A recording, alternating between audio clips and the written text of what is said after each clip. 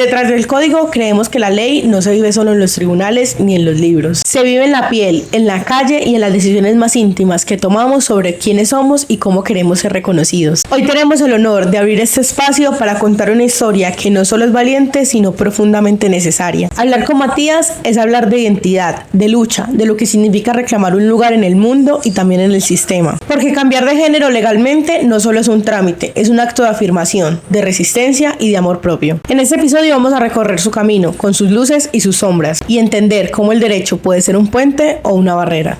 Bueno, Matías, estamos muy felices de tenerte acá en nuestro tercer episodio de Detrás del Código. Gracias por aceptar la invitación, por tomarte el tiempo de venir hasta acá y de contarnos tu historia. Inicialmente nos gustaría conocer quién es Matías. Bueno, gracias a ustedes también por tenerme aquí. Me parece muy importante tener este tipo de conversaciones. Mucho gusto, mi nombre es Matías Orduz, soy un hombre trans de acá de la ciudad de Medellín, comunicador social y periodista, transactivista, hago parte de la Red Popular Trans. En este momento hago parte también pues, de una plataforma de comunicaciones que se llama EgoCity, Comunicación para la Diversidad. Llevo un añito ahí trabajando. Creo que la experiencia que he tenido con el activismo como tal me ha llevado a conocer personas muy maravillosas. También siento que me ha fortalecido mucho pues como a nivel profesional, como que ha ampliado mucho mi percepción del mundo, por así decirlo. Entonces creo que también me ayuda como a convertirme en una persona mucho más como empática, consciente de las cosas y no sé, me siento como orgulloso también de cierta manera de eso. Qué chévere, vemos que particularmente mencionas algo sobre la Red Popular Trans y nosotros vimos en tus redes que hace poco estabas de hecho en un evento que era como un modelaje de los años 2000, los años 90. Okay. Sí, ¿quieres contarnos de qué se trata eso? O sea, como que esos espacios para qué son, bueno, pero ¿qué fortalecen? Es de la escena de Ballroom, de Medellín. No sé si han escuchado hablar de Ballroom. No.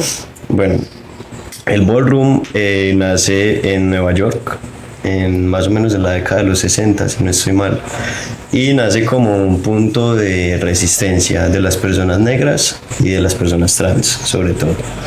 Entonces creaban espacios como casas para llegar, personas, pues recibían personas que echaban de sus casas o que no querían o que pues básicamente por el contexto social desde entonces eran rechazadas, y a ellas les permitían ser. Entonces se creaban muchas dinámicas también de familia. Y se empezaron a hacer pues ¿cómo se le dice a eso? Como un homenaje como a la diversidad que esas personas llevan por dentro. Entonces literalmente se juntaban a performar, a bailar, a reconocer sus identidades diversas, y poco a poco eso fue creciendo. Ya es un movimiento, por así decirlo, internacional, ¿cierto? Es una escena muy importante a nivel cultural, pues como para las personas negras y las personas diversas. Y la escena de Medellín, también si no estoy mal, lleva unos 4 años aproximadamente. Entonces consiste en tener encuentros donde se aprende, ¿cierto?, colectivamente sobre qué es el ballroom, se enseñan las categorías, se hacen clases abiertas. Entonces no sé si quieren que entre como en detalle, pues como hay diferentes categorías y ya uno va y participa. Me gustaría saber si esto lo manejas como un voluntariado, o sea, es como por iniciativa. No, pues yo llegué a Ballroom por EgoCity, porque el año pasado hicimos una serie de entrevistas y entre las personas que entrevistamos había personas de Ballroom. Yo no había escuchado hablar de eso, solamente lo había escuchado de esta serie de Pose, la de Netflix.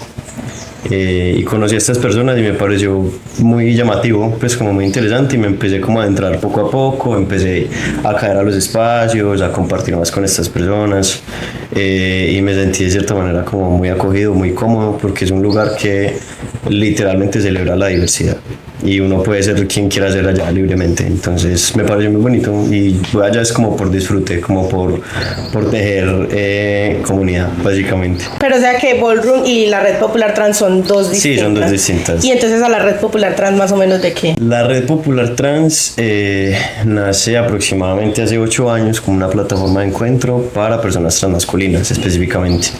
Ya después con el paso del tiempo se va ampliando y van abriendo los espacios a personas trans en general. Y la idea como de la red es, pues además de ser una plataforma de encuentro, también funcionar como una plataforma de pedagogía. e impulso, ¿cierto? Porque en la red se han formado diferentes activismos. Pues personas que ya tienen pues como rancho aparte, por así decirlo, han empezado en la red popular. Y bueno, pues como que hoy en día yo llegué a la red el año pasado. Hoy en día estamos atravesando un cambio generacional, ¿cierto? Porque las personas que empezaron, pues que ya son personas que están mayores, bueno, mayores viejas, sino pues tienen más de 30, ya están haciendo pues como, ya siguieron con sus proyectos diferentes. Y quedamos las personas más jóvenes, entonces en este momento estamos como haciendo una reconfiguración de la red prácticamente, pero por tema generacional. Hacemos encuentros abiertos. El fin de semana pasado tuvimos un festival de arte que se llama Trabar las Artes, fue la 4ª edición, fueron 4 días de festival. Hacemos encuentros de fanzine, hicimos un lanzamiento de fanzine este año también. Hacemos encuentros de cuidado, entonces nos juntamos para compartir estrategias de cuidado entre nosotros. Y por ejemplo ahorita el viernes tenemos un encuentro para socializar pues como estrategias y rutas de acción frente a violencias pues como en la ciudad normal, pues como con la cotidianidad con la gente o a nivel institucional. Y sí, cositas así, cositas varias. Súper. Quiero que hablemos un poco de tu transición. Vimos que en el podcast de José y Cami ese deseo estaba latente desde muy pequeño, ¿cierto? Sí. ¿Desde qué edad iniciaste o dijiste como tengo que tomar la decisión, voy a hacerlo? Es un hecho. Eso fue cuando yo estaba en 11, en el 2017, yo tenía 16. Y ya esa duda se me había presentado muchas veces en la cabeza, pues desde que era chiquito. Yo me preguntaba, yo por qué me siento así, o yo por qué me siento diferente. Y yo incluso tenía la certeza de que me sentía como un hombre, o sea, yo me refería a mí mismo cuando era chiquito como un masculino. Pero pues obviamente yo no tenía las herramientas y mi ambiente tampoco me las brindaba. Entonces ya fue en 11 como que yo llegué a un punto también emocional y mental en el que yo sentía que necesitaba un cambio. Y tomé la decisión, ahorita pues hace poquito que fue el día de la visibilidad trans, estuve chismoseando en mis archivos y me di cuenta de que la decisión la tomé el 10 de diciembre del 2017. Porque le empecé a pedir a mis personas cercanas que me trataran en masculino, porque estaba como explorando, ¿cierto? Como viendo a ver cómo me sentía cómodo. En efecto me sentí cómodo y como a los 5 días fue que tomé la decisión de ponerme el nombre que tengo ahora. Y ya creo que a partir de ahí fue como que empecé oficialmente. De hecho vimos que el 31 de diciembre le escribes una carta a tu mamá. Ajá. Y dices como voy a iniciar el año con toda. Esa es tu expresión, prácticamente. Como voy a iniciar el año con toda. Sí. Y realmente yo también me vi el podcast de tu mamá y yo decía qué bonito el apoyo que la mamá le dio y cómo lo comprendieron y cómo fue todo ese proceso. Sí. Ahora, ¿qué te dio miedo de transicionar? Digamos como que sí, ¿qué te dio miedo y qué te dio fuerza? Bueno, creo que el miedo mayor que yo tenía era que mi familia me fuera a rechazar. No tanto como la sociedad ni eso, porque pues yo ya estaba viviendo el mundo como una mujer lesbiana y sabía que era la discriminación por el simple hecho de ser mujer y adicional a eso ser lesbiana. Entonces yo ya sabía que el mundo era un mundo hostil, pero me preocupaba más mi familia. Pero cuando tomé la decisión pues de mandarles la carta y eso, me di cuenta de que mi familia se convirtió en mi mayor fortaleza. Pero creo que hablas solo de tus papás, pero nunca hablaste de tu hermana, por ejemplo. Bueno. ¿Cómo fue ese proceso con tu hermana? Mi hermana fue de las primeras personas que supo. Ella y yo somos muy cercanos, pues ella solamente me lleva 2 años, entonces nos entendemos muy bien. ¿Es mayor o menor? Mayor. Y yo siempre le estuve como comentando a ella por encimita, como, ay, parce, estoy sintiendo estas cosas, me estoy sintiendo así. Ella siempre fue muy abierta conmigo, pues como que si no entendía algo me lo decía, pero siempre me decía como, pues, tranquilo, pues yo estoy acá, no pasa nada, pues no te preocupes. Mi miedo más grande creo que de la familia era la reacción de mi abuelo materno. Porque pues es muy conservador, o sea, es una persona de esa época, tiene un pensamiento muy conservador, pero fue la persona que más como que se abanderó de mi tránsito prácticamente, porque le dijo a la familia como que bueno, pues después de la carta, como bueno, ya llegó esta nueva persona, a ver que no le guste, de mala se va y se abre y se olvida de esa familia prácticamente. Entonces creo que por eso se volvieron mi mayor fortaleza. Pues y ya con el tiempo, cuando fui conociendo más personas trans, me di cuenta de lo importante que es tener el apoyo de la familia. Porque si uno no tiene el apoyo de la familia es muy difícil, es muy complejo, pues porque uno se queda sin bases, ¿cierto? Pues porque la familia es lo que uno tiene como ahí. Y hablando de reacciones, ¿qué te sorprendió que te diera tu apoyo o que te rechazara? ¿Quién, por ejemplo? Pues mi abuelo, empezando por ahí. Creo que rechazo no tuve por parte de nadie, yo creo. Pues ninguna persona de mi familia, ni pues que yo sepa, ni ninguna persona que yo conocía en ese entonces. Mi círculo también reaccionó muy bien. El rechazo vino por parte de la sociedad, pues en general la gente, pero como es gente que no conozco, entonces No te me importa. Sí, básicamente. ¿Y qué cosas se volvieron complejas por el hecho de transicionar? ¿Que eran cotidianas? A ver, es que la experiencia de vida tan masculina es muy particular porque, como lo mencioné ahorita, pues o sea, la experiencia de vida de una mujer en la sociedad de por sí ya es compleja, ¿cierto? Entonces uno es consciente de muchas cosas como las que se tiene que enfrentar por el simple hecho de salir a la calle o tener una opinión o querer acceder a una oportunidad laboral.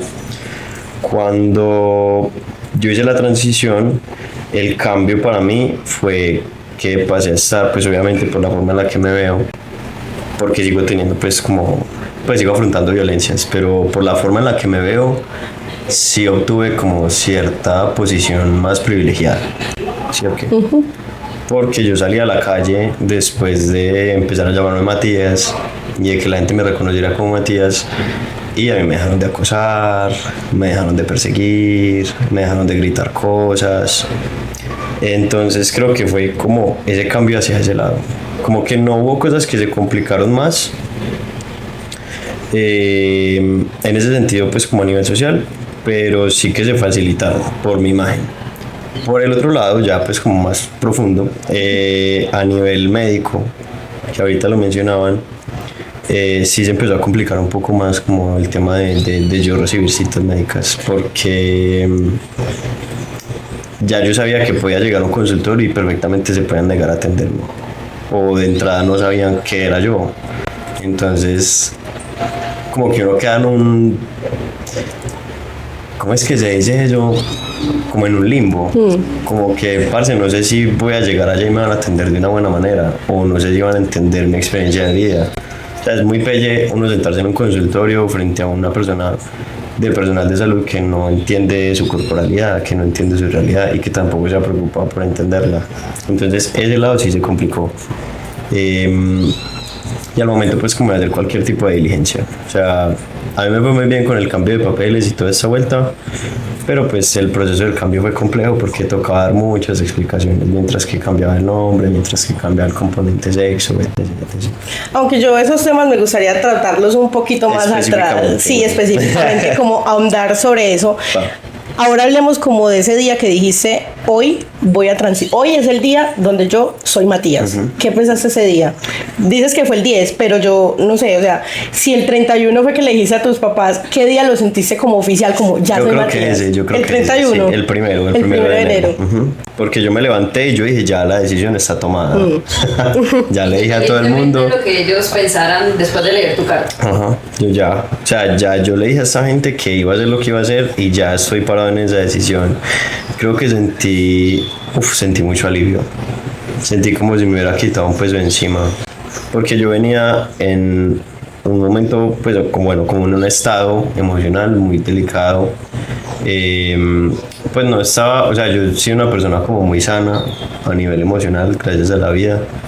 Pero sí estaba pasando por momentos muy difíciles porque no entendía qué era lo que yo quería cambiar, pues qué era lo que yo esperaba que mi vida tuviera como para yo tener esa chispa. Pues por ejemplo mi mamá lo mencionaba en ese podcast, como que durante todo ese año, sobre todo, pues venía desde antes, pero fue sobre todo en ese 2017, Yo era de llegar a la casa y encerrarme en el cuarto, pues yo no hablaba, como que no tenía como chispa, sí, como alegría. Yo tomé la decisión y a mí la vida se me tornó como de colores, porque además de que tuve el apoyo de mi familia, tuve el apoyo de mis amistades, entonces yo dije, parce, ya puedo ser tranquilamente, pues ya puedo ser yo y ya puedo permitirme explorar con tranquilidad. Y cuando decidiste entonces decir, bueno, soy Matías, ¿qué sigue? ¿Cómo fue ese proceso de iniciar, de formalizarlo legalmente? Importante. ¿Tuviste alguna asesoría legal? No. O sea, No, eso todo fue el ensayo. Eso fue el ensayo. Algo que sí tuve fue el apoyo de mi mamá. Mi mamá se abanderó mucho, pues sobre todo porque era menor de edad. Pero mi mamá estuvo muy pendiente de eso y estuvo muy de la mano, pues como conmigo. Pero ¿cómo tuviste el acceso a la información? Yo busqué en internet durante todo ese último mes del 2017, estuve buscando mucho, pues informándome como, bueno, a dónde tengo que ir, qué tengo que hacer, qué diligencias hay para hacer, qué puedo llegar a lograr y qué no. Y en ese entonces se podía cambiar el nombre en la cédula, pues uno siendo menor de edad, con la tarjeta de identidad, pues con una solicitud de rectificación de información, pero no se podía cambiar el componente sexo. Entonces, bueno, mi mamá también pues como que se estoy informando, creo que ella sí pues como que le preguntó a personas que sabían del tema y empezamos a hacer todas esas vueltas yo creo que en enero mismo. Sí, porque ella se puso eso acá. Ella dijo, bueno, vamos con toda. Y dijo, madre, si quieres hacerlo, vamos. Que eso fue una ventaja muy grande también que yo tuve. ¿Y cómo fue todo ese proceso? ¿A dónde fuiste? Yo ¿Qué te tocó hacer? recuerdo que me tocó ir a la notaría donde estaba registrado y llevar una carta solicitando la rectificación de información por cambio de nombre. Nos tocó... siempre se me olvida el nombre de ese cargo, una notaria. La persona que se encarga... Eso, sí, registradora. Sí, el registrador. Nos tocó una registradora súper querida, súper querida. Me di cuenta de que fue la que casó a José y a Cami después. Súper. O sea, como que ella estaba muy metida como en esos temas de la población diversa y los defendía. Entonces nos tocó con una buena persona. Llegamos allá directamente, ella nos dijo como, bueno, listo, yo le recibo esto, pero me tienen que entutelar. Porque no se los puedo dar así, pues como... O sea, como que no estaba permitido. Yo la verdad no entendí muy bien. Si mal no recuerdo, en el podcast de José y Cami, tu mamá dice como que en ese tiempo cuando tú lo iniciaste, como que la ley todavía no estaba, digamos que aprobada. Entonces como que creo que por esa razón fue eso, sí, eso. Gracias por refrescarme la memoria. Sí, nos tocó en tutelar. Yo la verdad como que también creo que era por la edad. Cierto, pues uno a los 16 es un adolescente, parce, uno no sabe nada, ni se preocupa por entender nada y pues como mi mamá se estaba encargando de esas cosas, yo estaba muy despegado. Eso te iba a preguntar, que te interrumpa. Tú mencionas mucho lo de la edad. ¿En algún momento fue un requisito que ya sea tu mamá o tu papá, como tu acudiente legal, te aprobara como esa solicitud que tú querías hacer? Sí, yo como menor de edad no lo podía hacer solito.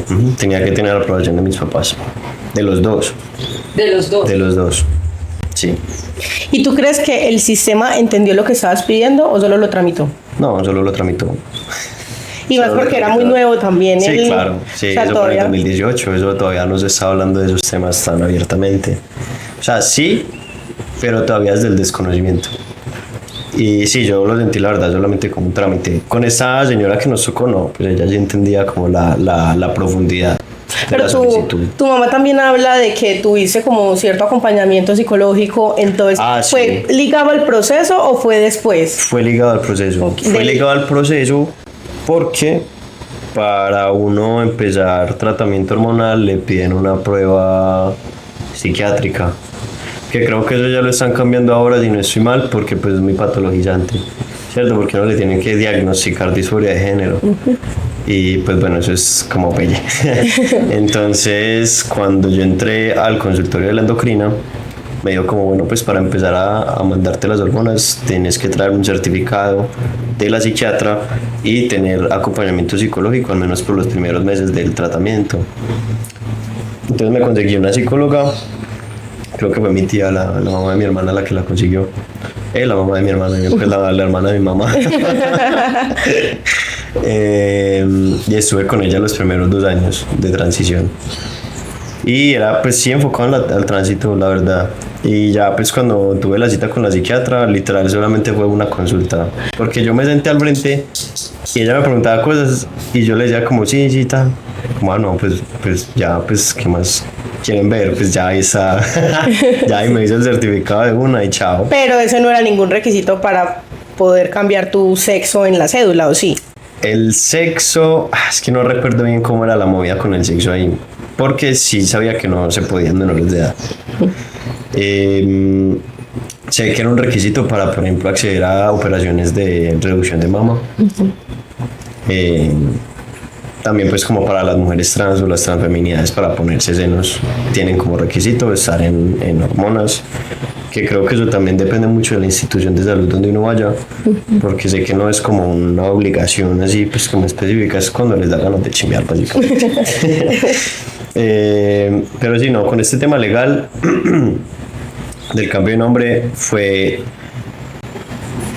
muy maluco también porque se demoraron mucho. O sea, fue una diligencia que se demoró por ahí 4 meses en hacerse. Porque inicia con la tutela que tu mamá envió. Ajá, mientras que la reciben, mientras que procesan eso y ya después que van y aprueban y tal. Primero me dieron la contraseña de la rectificación, pues decía rectificación y decía Matías sexo femenino. Y pues yo en ese entonces decidí cambiarme por sexo masculino. Y eso fue otra vez, vaya y pida que yo no sé qué, porque yo lo hice antes de que lo aprobaran. Creo que por eso también me tocó en tutela. Bueno, eso fue un enredo ni el berraco, y bueno, eso afectaba directamente como mi desenvolvimiento social, porque yo en ese entonces había empezado en la universidad, un preuniversitario en EAFIT de música, y mis papeles pues estaban con el nombre anterior. Entonces, además de que eso me dejaba expuesto, pues era muy maluco como para uno, siendo tan chiquito, tener que dar tantas explicaciones. Lo bueno es que no me tocó ninguna persona mala estando allá. O sea, yo llegué allá y cada que entraba a una clase, pues como nueva, era un profesor nuevo, una profesora, llegaba y me les acercaba por un ladito y yo, profe, en la lista dice este nombre, pero a mí me gusta que me digan Matías y que me traten como él.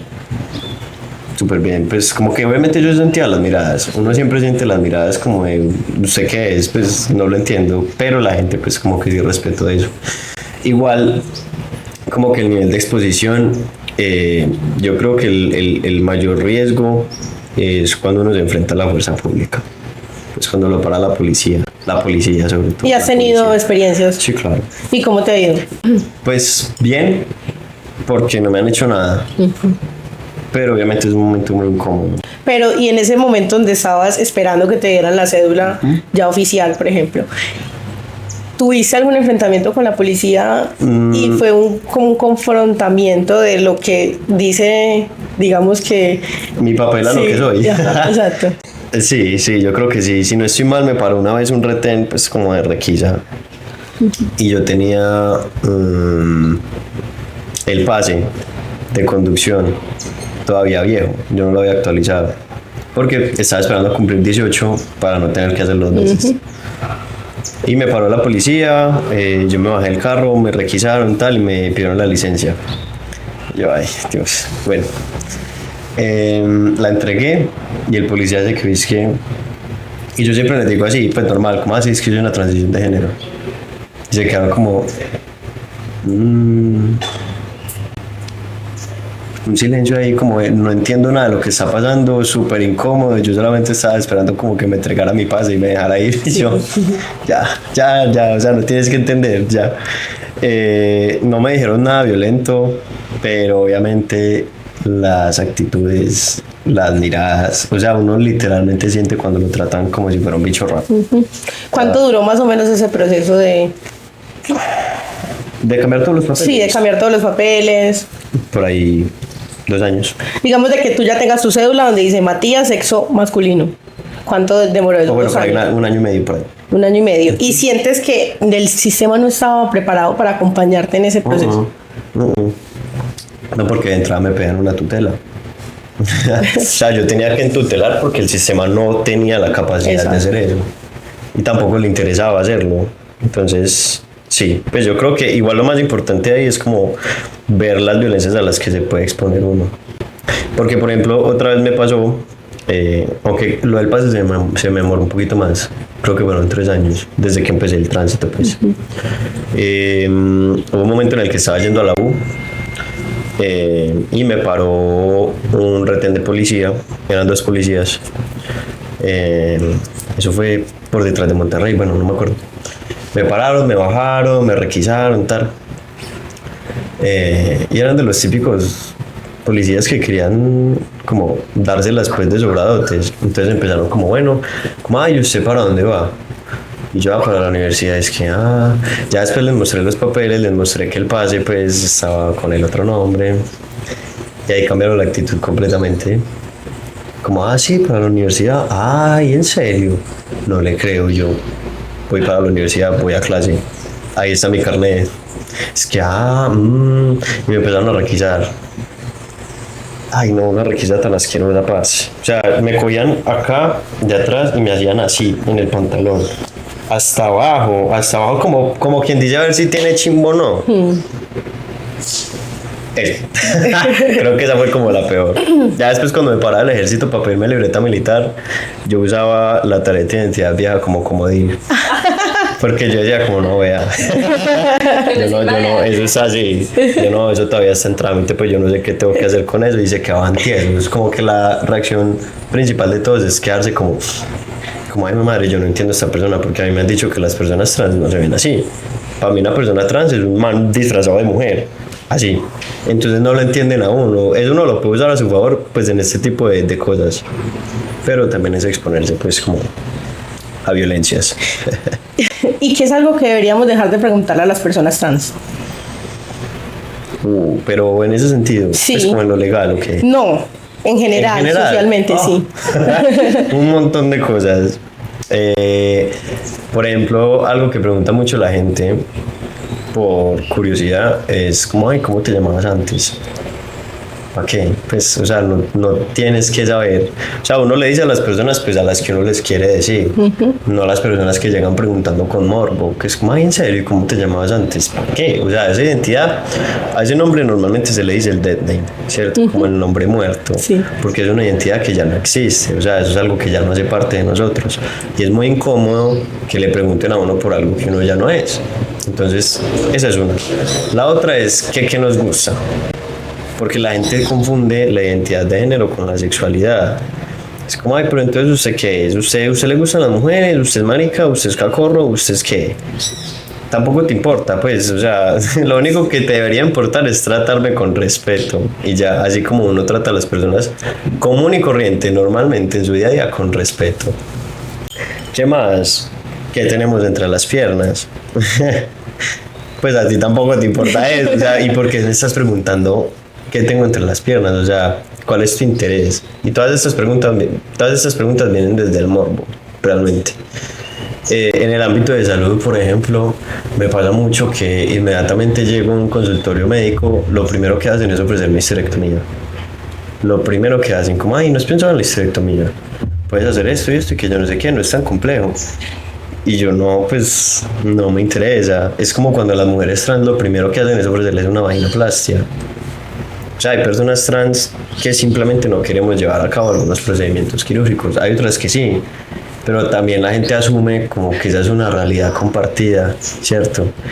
Y es pelle, pues, porque seguir cayendo en el estigma, es seguir como forzándonos a estar en un molde como para ser aceptados socialmente. Pues como, sí, yo te voy a aceptar el día que te quites el útero, el día que te pongas un pene, el día que, no sé, a las mujeres trans que te quites su pene, que te pongas tetas, que te veas femenina, pues ese tipo de cosas, como que la gente no es consciente del daño como que eso puede llegar a causar. Matías, precisamente de eso, a mí me gustaría preguntarte si tú sientes que la libertad tuya ha sido limitada más bien por estructuras jurídicas o sociales. ¿Sientes que te ha limitado más la norma que la sociedad? La sociedad, definitivamente. La sociedad, porque incluso ya hay leyes y normativas que nos protegen. O sea, o que intentan pues como protegernos, pero eso no se cumple. Exacto. O sea, no hay que hablar como muy lejos. O sea, miren el caso de Sara, la mujer que mataron esta semana. La gente indolente la dejó morir ahí. Porque Sara tenía un marco legislativo que la protegía, que la podía catalogar como transfeminicidio, que podía ir a buscar a las personas que fueron responsables para darles una condena como tal. Pero la gente no le importa. O sea que si vamos a hablar del el ordenamiento jurídico, ¿tú sientes que la falla más grande no está tanto en la norma, sino más bien en la sociedad? Yo creo que está en la cultura. En la cultura porque, pues hablándolo específicamente acá en Colombia, ¿cierto? A las personas se les ha dicho muchas mentiras sobre las personas trans. O sea, es una manipulación mediática también. Porque la gente tiene la idea de que las personas trans o somos ladronas, o solamente servimos para la prostitución, o somos drogadictos, o solamente servimos para contagiar enfermedades sexuales. Y no, pues como que gracias a este discurso que han replicado históricamente sobre las personas trans, es que la gente nos tiene tanto odio, o sea, nos tienen tanto miedo. Y también porque lo desconocen. Entonces le temen a lo que desconocen. Exactamente, y tampoco les hacen limitación. O sea, yo digo que eso es responsabilidad del Estado, porque es el Estado el que dictamina cómo deben funcionar las cosas. Y si al Estado no le recuerda a la gente que las personas trans también somos seres humanos, que tenemos experiencias de vida, marica, que tenemos sueños, que tenemos aspiraciones, familia, no le recuerda eso, la gente no se va a preocupar por saber pues como quiénes somos. Y si la gente no se preocupa por saber quiénes somos, no va a lograr tener empatía con nosotros. Y va a seguir pasando lo mismo, parce, que nos van a ver por ahí agonizando de dolor en la calle y nos van a dejar morir porque las personas trans somos como el desecho de la sociedad. Y que prefieren grabarlo. Porque, ay, mira, una persona trans. Porque es un espectáculo. Y esto ha pasado sobre todo con mujeres trans, pues porque han sido como las más visibles, por así decirlo. Vuelvo y digo, eso no exime como que las transmasculinidades estemos libres de violencia. Nosotros también enfrentamos como diferentes tipos de violencia. Pero siento y pienso, pues esto es una perspectiva personal, que las mujeres trans han sido mucho más violentadas a nivel social, ¿cierto? También porque las transmasculinidades somos muy invisibles, ¿cierto? La gente casi no conoce sobre transmasculinidades, que de por sí es una violencia. Pero como que siempre las han tomado como el chistecito, como, ay, mira, están cascándose travesti, vamos a cascarlo también. Entonces, como que sí siento que es un problema más cultural, porque la gente sigue replicando ese tipo de cosas. Incluso no se dan cuenta de que esos discursos de odio crecen por cosas tan mínimas como comentarios en las redes sociales. Parce, yo viendo publicaciones del asesinato de Sara, la gente celebrando, la gente diciendo que ay, que tan bueno, que la cantidad que faltan. Ay, tan bueno, si le están haciendo un favor a la sociedad. Maten a todos estos travestis, a todos estos depravados, a todos estos pedófilos. O sea, ese tipo de acciones se replican culturalmente. Porque la ley las condena. Uno puede demandar a una persona por decirle una palabra pues como discriminatoria, por tener una actitud más bien discriminatoria con uno. Incluso hace poco tuvimos un problema con el Comité de Belleza de Antioquia, porque abrieron un casting para hombres trans. Y llegamos allá y no sabían absolutamente nada de hombres trans. O sea, no se preocuparon por entender esas experiencias de vida y decidieron abrir un casting así. Porque, ay, sí, vamos a traer hombres trans, vamos a darnos los inclusivos. Pero no sabían nada. Yo personalmente estuve en ese casting. Y la persona que me atendió, que es la persona que dirige esa corporación, no hacía sino decirme como, ay, no, pero es que tú sí eres hombre, tú sí pareces hombre. Es que hay unos hombres trans que todavía parecen muy mujeres, que yo no sé qué. Además, otro parcerito que fue también lo sentó al lado de un man que es súper transfóbico en redes sociales, es que no, él te puede entrenar y él te puede volver un hombre y que yo no sé qué. Y con eso nosotros lo movimos con la red y nos dimos cuenta de que hay leyes que pueden protegernos en ese tipo de casos, porque es que eso es discriminación. pero pues la gente lo hace y lo sigue haciendo pues porque pueden. Pero es que, Matías, ahí vamos. El ordenamiento jurídico en sí tiene la protección para ustedes, tiene la protección y da las leyes y da las herramientas. El problema es que quienes ejercen las leyes en últimas es la sociedad. Entonces, si tú te vas, digamos, a denunciar eso a la fiscalía, muy probablemente van a decir como, ay, bueno, no le van a dar la importancia necesaria. Por ejemplo, con el caso que estabas contando de Sara, muy probablemente van y denuncian eso a la fiscalía y va a quedar como un caso más, claro, aunque sea mediático. Ajá, claro, porque la misma fiscalía y la misma institucionalidad, pues como de la misma fiscalía y la misma fuerza pública piensan lo que piensa la gente. Uno le dice a un policía que están cascando casi que a punto de matar a una mujer trans, lo primero que dicen es como, ay no, quién sabe a quién le habrá robado, quién sabe con quién se habrá metido, déjela, ¿eso para qué? ¿Para qué le vamos a parar bolas si se mantienen en problemas? O sea, es algo cultural, pero también afecta directamente como a las instituciones competentes con ese tipo de casos, porque si la persona que me está atendiendo no entiende quién soy yo, qué necesidades tengo o cómo me debe tratar como para tener un trato digno conmigo, no estamos haciendo nada. O sea, podemos poner las leyes que queramos, parce, podemos pelear por los proyectos de ley que queramos, pero si la misma gente que nos atiende en ese tipo de casos no está preparada y no está interesada en conocernos, es como llenar un vaso con un hueco. O sea, eso no se va a llenar nunca, eso va a ser como un despropósito básicamente. Entonces, sí. Más allá del aspecto jurídico, siento que la sociedad debería enfocarse más en educarse como persona, ¿sí? Es como ven, yo te voy a tratar igual, seas gay, lesbiana, una persona trans. A mí de nada me sirve que me hagan un proceso legal sin siquiera esforzarse por entenderme yo cómo me estoy sintiendo en todo este proceso. Que es lo que dice María José, como que sí, las leyes las hay, están las normas, pero las personas que deberían hacer cumplir eso que está en el código, que están en los papeles, les vale 5 pesos. Yo cómo me puedo llegar a sentir en un ataque de homofobia. Entonces, para mí considero más que es un problema social y de cultura, de educación, de empatía.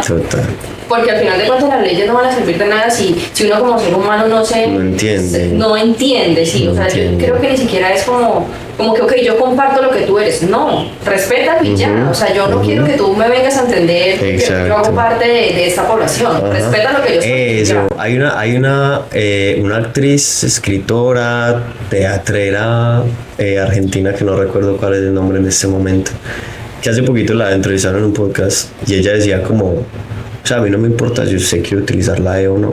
A mí no me importa si usted me ve a mí como un man disfrazado de mujer. A mí lo que me importa es que usted entienda que mi vida también vale. O sea, que si yo estoy corriendo en la calle en una situación de peligro, usted me va a abrir la puerta porque mi vida también vale. Y pues eso se estalló mucho con el tema de Sara, porque el tema se volvió absurdamente mediático. O sea, eso llegó hasta diferentes países y todo, que muy bueno. O sea, me parece muy positivo también, pues porque es hacer bulla, ¿cierto? Darse cuenta de la situación tan bella en la que estamos en este momento acá. Obviamente hay gente malintencionada que lo utiliza para hacer política y hacer como amarillistas y toda esa vuelta. Pero hay algo muy importante y es que la gente siempre cree que las personas diversas queremos tener beneficios. Que queremos, pues los comentarios que yo más veo es gente diciendo como, pero es que quieren que el mundo sea de su manera, pero es que porque los tenemos que respetar solamente porque son población LGBTI, pero es que como así que es un crimen de odio, ustedes quién les dijo que ella no robó algo y la mataron por eso. O sea, la gente no entiende que lo único que estamos pidiendo es literalmente empatía, parce. Y esas mismas personas que dicen como, pero es que ¿qué tiene que ver que sea LGBTI? Son las mismas personas que insultan a las personas afro, que insultan a las personas indígenas, que insultan a las personas habitantes de calle. O sea, la gente no tiene empatía realmente por la persona que es diferente a ella y yo creo que eso es como lo que le falta pues a la sociedad en general, como tener empatía, lo que decía Paula, pues como es básica educación, parce, y que vos te preocupes por la persona que está ahí, así no sea igual a vos, así no compartan nada, así no la entendás, pero es un ser humano. Entonces es mera vuelta porque creo que ha sido algo con lo que hemos peleado no solamente la población diversa, sino todos los sectores poblacionales históricamente discriminados. O sea, los que acabo de mencionar, las mujeres, parce, es como, pero ¿por qué catalogan como feminicidio? ¿Cómo que por qué? ¿Cómo que por qué? O sea, no estás viendo que hay un sistema que ha violentado históricamente a las mujeres, un sistema que ha oprimido históricamente a las personas negras, a las personas originarias. No, parce. Es que a veces es muy frustrante, nada, porque uno cómo puede, o sea, cómo pueden creer que uno quiere pedir privilegios si nunca ha tenido dignidad. O sea, lo que estamos pidiendo es literalmente que nos permitan tener una vida digna. Que dejemos de preocuparnos si nos van a matar antes de los 35, nos vamos a suicidar de tanto bullying que nos hacen. Bueno, Matías, recuerdo que hace poco estabas hablando del tema de la salud. Sí. Quiero que hablemos cómo tus derechos a la salud han sido vulnerados acá en Colombia. Pues realmente, o sea, yo soy una persona, la persona trans que tienen acá sentada es una persona trans privilegiada. Pero demasiado, porque a mí me ha ido muy bien con todo, la verdad. Sí he pasado momentos discriminatorios en consultorios médicos, pero pues de que se me han cumplido mis derechos, se me han cumplido. Una vez fui a una cita con un cardiovascular para revisarme unos problemas de unas venas que estaba teniendo. Y obviamente me tocaba decirle que pues estaba en el tratamiento hormonal. Era un señor mayor, era en la Clínica de las Américas, no me acuerdo cómo se llamaba. Pero lo primero que me dijo cuando le dije que era una persona trans, me dijo, pero ¿cómo así? ¿Usted es marica? Ok. Así, de frente, así. Y yo estaba chiquito, pues eso me tocó en el 2018. Y yo pues en ese entonces no reaccioné, parce, pero ay. Sí. Pero pues yo simplemente decidí guardar silencio y yo seguir con la consulta y ya, bueno, yo no soy una persona trans, pues hice una transición de femenino a masculino. No entendí nada de lo que leí. Ya después me siguió haciendo pues como la revisión y me seguía preguntando cosas así abruptamente, o sea, como pues, pero es que entonces usted es cacorro, ¿qué? O es que usted qué tiene entre las piernas. Entonces, ese tipo de cosas son las que suceden en los consultorios médicos. ¿Por qué digo que soy privilegiado? Porque madre, es que ya ni siquiera sé si la palabra sea privilegiado. Bueno, me va un poco mejor, más bien, digámoslo así, me va un poco mejor que a las otras personas trans, porque me ha tocado conocer compañeras, sobre todo, que entran a un consultorio médico e inmediatamente la sacan, porque les dicen, no se siente, no, párese, porque yo personas como usted no atiendo, y la sacan y se niegan a darles la atención solamente por ser personas trans. Otro tipo de cosas que me pasan, que es por el desconocimiento y por el fallo del sistema de salud. Hace poco, bueno, el año pasado, estuve hospitalizado y me hicieron una tomografía. Y supuestamente, pues yo pensaba que en mi historia clínica aparecía que yo era una persona trans, pero no aparece, o sea, en ningún lado. Y cuando salí del aparato el médico llega y me dice como no, pues todo salió muy bien, pero es que nosotros vimos órganos femeninos en las imágenes. Y yo estaba esperando a que el médico que tenía por al frente solito llegara a la conclusión. Y yo, sí. Y él como... Y yo sí, soy una persona trans, como, pero, y yo sí, o sea, de femenino a masculino. Claro, porque ese man, yo creo que pensó un montón de cosas antes de que yo le diera esa respuesta. Como lo mismo que piensa la gente, como, pero ¿cómo así que persona trans y yo estoy viendo un hombre? Uh-huh. Un hombre que habla grave, que tiene barba, que es masculino. Y que en los documentos dice hombre. Ajá, pero ¿cómo así que persona trans? ¿Y por qué? O sea, es una persona trans porque se operó y se metió un útero. Ok, pues sí me entienden. O sea, el desconocimiento es muy jodido porque a mí me dejan balado en una situación de emergencia, por ejemplo. O sea, yo digo que tomé la decisión de cambiar mi documento por masculino en ese entonces, pues porque eso era lo que yo quería lograr, ¿cierto? Uh-huh. Hoy en día me lo cuestiono por este tipo de cosas, por este tipo de situaciones. Incluso sabiendo lo que implicaría tener un documento con nombre Matías, sexo femenino. Que eso sería estar expuesto básicamente, porque esto también es un mecanismo como de protección. Pero pues, o sea, ¿quién me asegura a mí que yo voy a llegar a una urgencia inconsciente a una clínica y me van a atender como una persona trans? O sea, ¿sí me entienden? Pues como que ese tipo de errores en el sistema. Hace poco también estaba en la EPS y quería pedir una citología, ¿cierto? Para hacerme exámenes de control. Y la médica no me pudo no me pudo mandar la citología porque mi sexo era masculino. El sexo que aparecía en mi hoja, en mi historia clínica, era masculino y no le podía mandar citologías a los pacientes masculinos. Entonces no me lo mandó. ¿Y esa fue la justificación que te dio? Sí, o sea, no, literalmente el sistema no se lo permitía. Pues no, ella me atendió muy bien, ella estaba incluso muy preocupada, me dijo como pues, o sea, es que literalmente se me sale de las manos. Me mandó un tamizaje que nunca me hice porque eso no era lo que yo necesitaba. Pero ella me dijo como te va a mandar esto por si de pronto te ayuda, pero es que no puedo hacer más. O sea, el mismo sistema, el mismo computador no me deja. No me aparece la opción de darte una citología porque eres paciente masculino. Entonces, son ese tipo de cosas. No es tanto la violencia directa como por palabra o por acto discriminatorio así de frente en un consultorio, sino las cosas que hay por debajo. Sino que el sistema no está preparado. Exactamente. Hay un activista que yo admiro mucho de Bogotá, que le dicen Donato. Es un chico trans. Y él hace poco creo que fue en una campaña de All Out, hablaba sobre el sistema de salud para personas trans. Y decía como es que literalmente el sistema de salud está diseñado para personas cis. Y si aún para personas cis el sistema es deficiente. Imagínese, o sea, es que nosotros no existimos para el sistema, básicamente. Y si existimos desde una incomprensión, por así decirlo. Pero creo que hay un vacío muy grande en algo que dice Matías, que es muy importante, es como, bueno, y en una emergencia.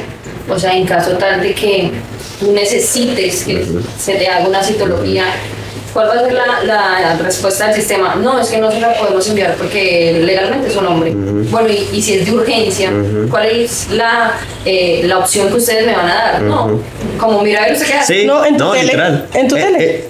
Volvemos a eso. O sea, gracias a la vida, hoy en día hay instituciones que lo ofrecen.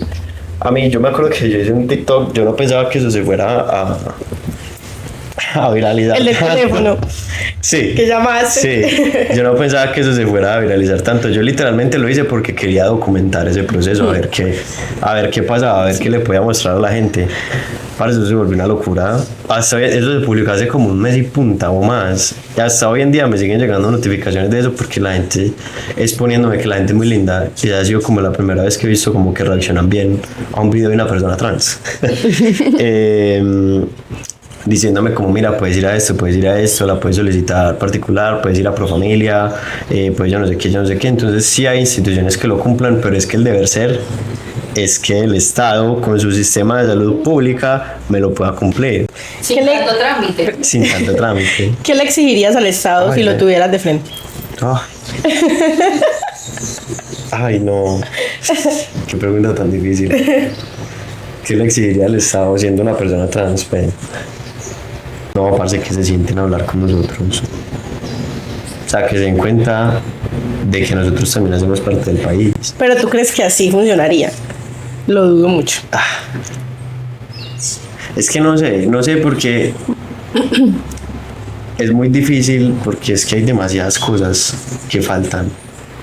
O sea, a mí no me sirve que Petro publique una imagen de ese man de plastilina con la foto de Sara diciendo como esto tiene que parar ya. A mí eso no me sirve. A mí no me sirve que el presidente haga eso. A mí me sirve es que el presidente y las personas encargadas digan, pues puta, están matando a la gente LGBTI en Colombia. ¿Qué vamos a hacer? ¿Cómo vamos a activar rutas? ¿Cómo vamos a capacitar a la policía para que deje de ser el principal violentador? ¿Cómo vamos a hacer centros de atención interseccionales, parce, para que no dejen que la gente vaya y se vaya otra vez a su casa sin atención porque es que no les da la gana de atenderlos, porque no lo entienden? Yo creo que más bien lo que le exigiría al Estado sería acciones concretas y que estudie. Que estudie, o sea, que se preocupe realmente por entender esas realidades. Ay, no, pero me dejaste. No, es que yo que le exigiría al Estado me toca sentarme a pensar, parce. Pero sí, yo creo que como acciones, tantas listas. acciones concretas, parce, y que escuchen, Dios mío, que no solamente nos escuchen a nosotros, que escuchen a toda la población que sea discriminada, porque es que eso es un problema sistemático y ellos están encargados de corregirlo. Completamente. Matías, y si pudieras mirar al Matías de hace algunos años, que aún no sabía cómo sería todo esto, ¿qué le dirías? Prepárese. Porque ha sido una experiencia muy bonita. O sea, yo no me arrepiento en lo absoluto de ser una persona trans. Que eso es también una narrativa que yo creo que estamos encargados, todos, de cambiar. Y es que la gente siempre ve a las personas trans como personas miserables, como no, pero es que no se aceptan a sí mismos y sufren de ansiedad y depresión, y que yo no sé qué. Parce, ser trans es una experiencia tan hermosa, porque es que es uno tener la capacidad de vivir como uno quiere, siendo auténtico, o sea, sin tener que comerle cuento al sistema culo que le dice a uno qué tiene que comer, cómo se tiene que vestir, qué tiene que decir. Es una experiencia muy bonita porque es realmente estar como conectado con la esencia de uno. O sea, y no lo digo pues como lo dice la gente, como, ay, entonces que todo el mundo sea trans, no. Hay personas que son trans y hay personas que no son trans y ya. Pero lo digo como por cambiar esa narrativa, ¿cierto? Porque ser una persona trans también nos ha traído cosas muy maravillosas. Se me olvidó la pregunta de todas. ¿Qué le dirías al bueno, ¿qué le diría? Sí, que se prepare, que tenga paciencia también, porque eso es algo que uno pierde mucho en este tipo de procesos. Pues como paciencia, porque uno quiere que todo sea ya. Y que nada, que siga por donde va, porque yo creo que ha sido un camino muy bien recorrido. Sí, pues que confíe en él, que no le copie a la gente, que confíe. Bueno, vamos a abrirle espacio si Paula tiene algunas preguntas para ti. Bueno, tengo una puntual y es, luego de escuchar como todo lo que has atravesado en este proceso, escuchando las experiencias que has tenido tanto en lo social como en lo jurídico, sí. Asumo yo que a lo mejor hay heridas o vacíos que estas mismas situaciones te han generado.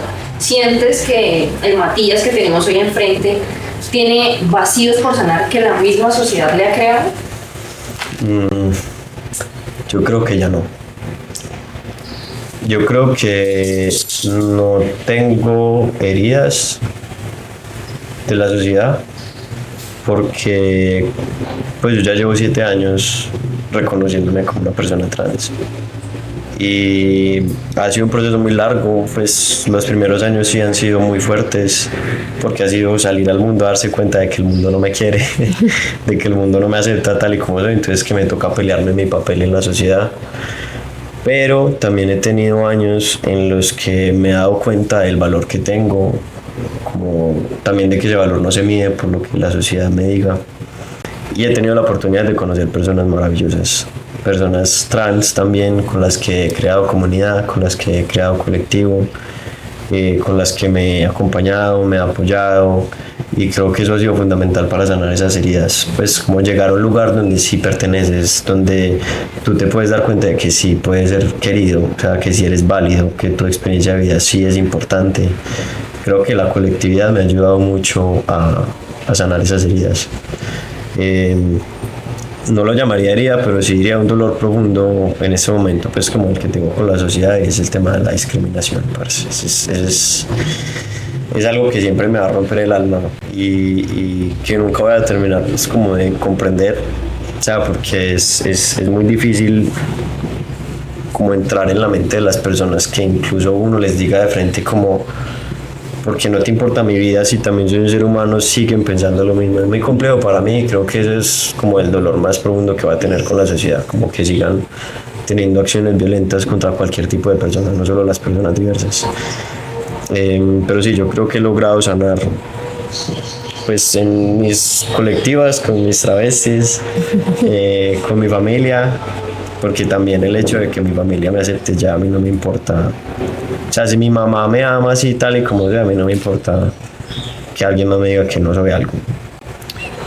Mis amistades, mis vínculos, como que todas las personas que me han acompañado me han ayudado a sanar esas heridas.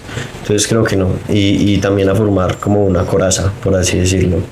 Porque literal uno se va volviendo fuerte y va volviendo como, bueno, más bien se va empoderando de su ser y se va pudiendo dar como la oportunidad de pararse de frente a la sociedad y decir como, parce, no me importa lo que me digas, pues yo sé quién soy, no necesito tu aprobación para yo tener esa certeza. Y ya creo que sería eso. Bueno, Matías, un honor haberte escuchado, un honor tenerte aquí. Qué gratitud poder conocerte, poder que tú hagas parte de este proyecto. Y bueno, te tenemos este detallito por acá. Ay, ¿qué tal? Ay, qué lindo, parce, muchas gracias. Muchas gracias a ti por venir, por tomarte el tiempo, por creer en eso. Estamos apenas iniciando, ya lo notaste. No, pero bien. Pero muchas gracias por estar aquí. Muchas gracias a ustedes por permitirme venir a conversar. Qué rico que hayan tenido este proyecto, parce. Siento que es muy necesario que la gente se dé cuenta de lo importante que es darse cuenta de cómo funciona el mundo jurídico, pero a nivel social, como el impacto que tienen. Y de verdad que muchas gracias por hacer, pues por querer hacerme parte de esto. Y nada, lo que necesiten, siempre estoy dispuesto a conversar. Ya ahí tienen mi contacto. Ay, muchas gracias. Me siento en mi momento fan. Yo no me quería dejar de decir eso.